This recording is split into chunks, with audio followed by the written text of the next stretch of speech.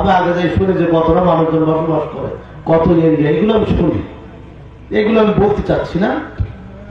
আপনার চাঁদখালী ইউনিয়নে 10,000 মানুষ যদি জাকাত ভিত্তিক অর্থ ব্যবস্থা চালু হয়, এইখানে যে ভাটার মালিক যারা আছে, কথা শুনছেন আপনারা, ভাটার মালিক, ঘেরের মালিক, ইন্ডাস্ট্রিজের মালিক যারা আছে, এদেরকে ডাটা হিসাব করলেই সর্বনিম্ন চাঁদখালী ইউনিয়নে 100 কোটি টাকা জাকাতের টাকা আদায় হবে। পরে ইনশাল্লাহ বলতে নেই, যা বলতে আমি বলে দিব, তারপর বলবেন আপনারা, আন্দাজে বলার দরকার নেই। কত টাকা বলেন তো? 100 কোটি টাকা। 100 কোটি টাকা চাঁদখালী ইউনিয়ন থেকে সব মিলে জাকাত প্রাপ্য লোক কতজন হবে ভাই? 2 থেকে 2,500 মানুষ হবে, তার বেশি জাকাত প্রাপ্য লোক হবে না। 100 কোটি টাকা 2,500 মানুষকে যদি দেওয়া হয়, 1 লক্ষ টাকা করে যদি দেওয়া হয় ব্যবসা করার জন্য, সে স্বাবলম্বী হবে না? কথা বলেন না কেন আপনারা? আমি ছোট্ট একটা কথা বলি, আপনারা কষ্ট পাচ্ছেন না তো? আমি 23 সালের 6 অক্টোবর আমার প্রথম সফর, একেবারে মানে ওই অক্টোবরের সফর, মানে আমাদের সিজন শুরু হয় এবং আগামী বছর আমাদের 13 অক্টোবর মাহফিল, মানে এই যে বছরে 13 অক্টোবর থেকে মাহফিল শুরু হবে ইনশাআল্লাহ। এখন অক্টোবরের 6 অক্টোবরে আমার মাহফিল ছিল পত্তাশী বাজার, পিরিজপুর পত্তাশী বাজার, আল্লামা সাইদি সাহেব হুজুরের চয়ের সাথে যে বাড়িটা, ওই মাদ্রাসা থেকে আপনার 3 কিলোমিটার দূরে পত্তাশী বাজার। আমি মাহফিল করে আমার পরের দিন সফর হচ্ছে নীলফামারী ডেমরাতে মাহফিল। তো মনে করলে ওটা ফ্রেশ হয়ে চলে যায়, যেহেতু সারাদিন জার্নি করে ওখানে যে একটু ফ্রেশ হয়ে তার স্টুডিও উঠতে হবে, সময় এবং তার মিলানো খুব কঠিন ব্যাপার। আমি যে সেলুনে বসলাম, সেই সেলুনের মালিক যে, তার ফিগারও সেই মানের ফিগার, খুব হ্যান্ডসাম। আমারে বললো যে আপনার জন্য খুব কষ্ট হচ্ছে। আর আমি অপরাধ করলাম কি? বললো অপরাধ আপনি করেছেন, আপনি আল্লামা সাইদির নামটা বলে দোয়া করেন না। তাহলে আমি আল্লামা হুজুর বলে দোয়া করেছি, আমি সাইদির নামটা বলে নেই, কারণ চাকরি তো করি, কোন সময় কোন মামলা তো খাতি শেষ, আবার এই নেই যদি ওই বলে তারা আর এক ঝামেলায় পড়বে। তা বললো ঝামেলায় পড়েন না পড়েন, এই মাহফিল আমি হিন্দু মানুষ, তাও 1,000 টাকা দিয়েছিলাম, কিন্তু আপনার মোনাজাতটা শুনে মন যাচ্ছে টাকাটা খাইনি। অত বুঝতেছেন? এটা বলে আমার দুর্বলতা, তাও আপনাদের সাথে গল্প করছি। জানেন, আমি একজন নাপিত ছিলাম, আমার দায়িত্ব ছিল চুল ছাটানো, এছাড়া আর কিছু না। আল্লামা সাইদি যখন আমার এখানে এসে বললো, এই বাবা আমার 3 মিনিটের ভিতরে চুল ছাটাই দেবে, উনি তো সময় পাতেন না। কথা কি শুনতেন আপনারা? সময় পাতেন না।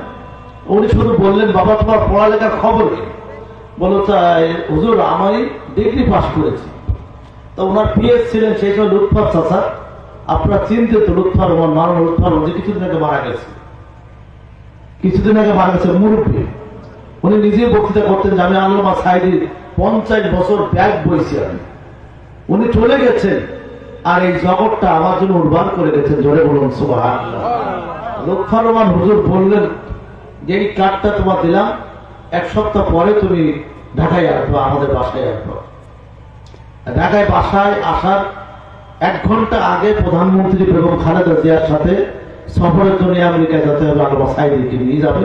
একটা ইসলামী স্কলার ছিল, ইসলামী স্কলারদের একটা সেমিনার ছিল, আর সেই ইসলামী স্কলারদের সেমিনারের ভিতরে প্রধান বক্তা যিনি ছিলেন আল্লামা দিলওয়ার হোসেন সাইদি। একটু জোরে বলা যাবে কি সুবহানাল্লাহ?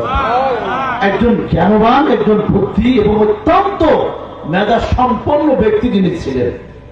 এখন ওখানে আপনার যাওয়ার আগেই উনি বেশ কিছু টাকা পয়সা দিয়ে একটা ফটোস্ট্যাটের মেশিন, একটা কম্পিউটার কিনে দিয়ে বললো, এটা দিয়ে তুমি কাজকর্ম করবা। বলে এই কম্পিউটারের ব্যবসা এই করে জাকাত ভিত্তিক অর্থ ব্যবস্থা, জাকাতের টাকা দিয়ে আমার হুজুর কিনে দিয়েছেন, আমি হিন্দু মানুষ, আমার কিনে দিয়েছেন। আজকে আমি 2 তলা বাড়ি করেছি, এখানে আমার বড় ব্যবসা। অর্থাৎ এই সোনার মানুষটার জন্য আপনার একটু মায়া লাগে নাই? আপনি দোয়া করতে পারেন নাই? অতএব আপনার কাজ আমি করবো না। আল্লাহু আকবার বলবেন না? তাহলে 1 লক্ষ টাকা জাকাতের টাকা দিয়ে সেই এখন জাকাত দিয়ে বেড়াচ্ছে, সে মুসলমান হয়ে গেছে। ওকে সাইদি বলে কলমার দাওয়াতও দিয়ে দেয়। ব্যবহারটা দেখেই মানুষ মুসলমান হয়ে গেছে। আজকে আমাদের সমাজে কেন আশিককে একটু প্রশংসা করার দাবিদার আমি মনে করছি, ও যখন আমার সাথে তারাবি নামাজ পড়াতো, ওর বাবা একজন কষ্ট করে এই যে দর্জির কাজ করতো, মনে হয় চাচা কি অবস্থা আছে আমি জানি না, অনেকদিন কথা হয়নি, দেখা হয়নি। তা আমার বললো, ভাই আপনার কাছে যাতে হবে, একটু দেখা করতে হবে। যাও।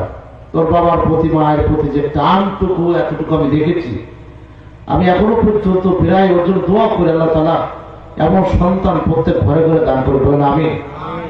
আর যদি পিতা মাতার সাথে কোন ইমাম খারাপ আচরণ করে, শোনেন কথাগুলো শুনে নেন আপনারা, কোন ইমাম যদি কোনো বাবা মাকে খাতি না দেয়, তার সাথে অসৎ আচরণ করে, সেই ইমামের পিছনে নামাজ পড়া হারাম।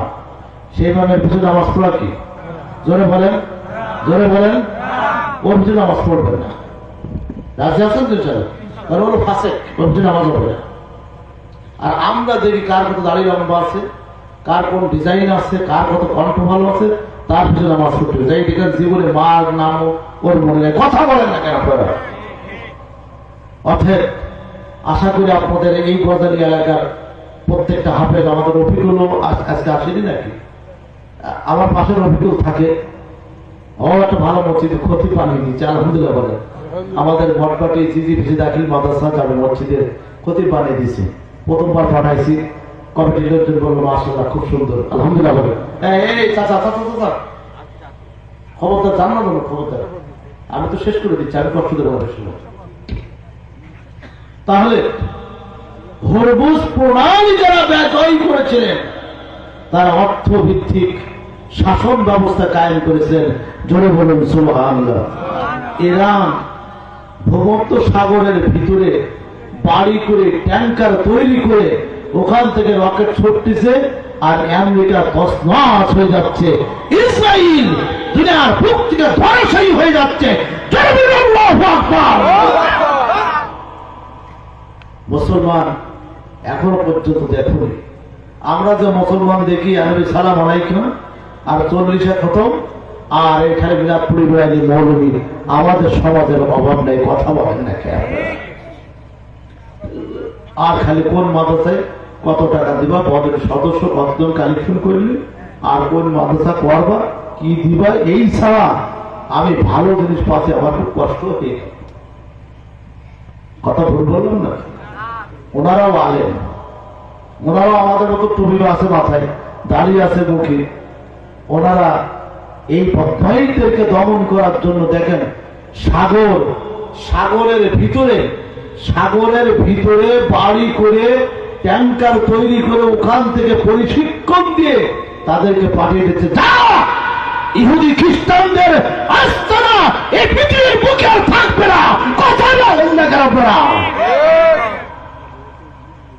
আর আমরা কার বউ কেমন ছাড়ি দিয়েছে, কে কোন সময় দিয়েছে, ফতোয়া নিয়ে মহাব্যস্ত। যে কথাটুকু বলতেছিলাম একটু লক্ষ্য করবেন, খেয়াল করবেন। বিশ্বনবী মুহাম্মদ রাসূলুল্লাহ সাল্লাল্লাহু আলাইহি ওয়াসাল্লাম জিবরাইলকে বললেন, ভাই জিবরাইল, 2 নম্বর আলোক পত্রিকা বাতাস কোন জায়গা থেকে আসলো?